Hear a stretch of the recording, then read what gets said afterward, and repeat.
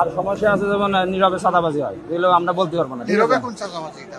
হয় যেমন বিভিন্ন ঘরের থেকে টাকা নেয়, আছে ঘর দখল করে খায়, ঠিক আছে, এরকম কিছু আছে। ওইটা কি ওই ৬০,০০০ ১ লাখের বাইরে? হ্যাঁ, ওগুলো বাইরে, মানে ওগুলো আমাদের দেওয়া লাগে না। কিছু ঘর এরকম আছে আর কি, ওই টাকাগুলো তারা নেয়। তার কাছে আরো কিছু আছে, যেমন মাদকের একটা সমস্যা আছে ব্যাপকভাবে।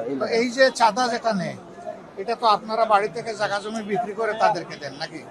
না না, আমরা এখানে ব্যবসা করে দিই আর কি, দিনাদাই খাওয়া দিচ্ছি। তার মানে হচ্ছে যে জিনিসটার দাম আজকে ১০ টাকা হওয়ার কথা, আপনি চাঁদা দেওয়ার কারণে বাধ্য হয়ে এটা ১২ বা ১৩ টাকায় আপনাকে বিক্রি করতে হয়। এটাই, অর্থাৎ এটার ভার গিয়ে পড়তেছে, বোঝা গিয়ে পড়তেছে জনগণের ঘাড়ে। জি এটাই তো। জি।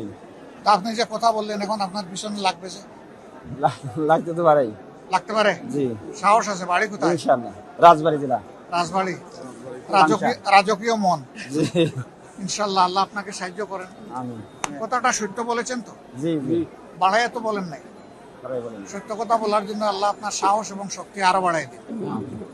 আর আপনার কোনো সমস্যা হলে আমরা আপনার পাশে থাকবো, ইনশাআল্লাহ। কারণ আমরা আসার কারণে এখানে আপনি কথা বলছেন, আমরা থাকবো আপনার সাথে।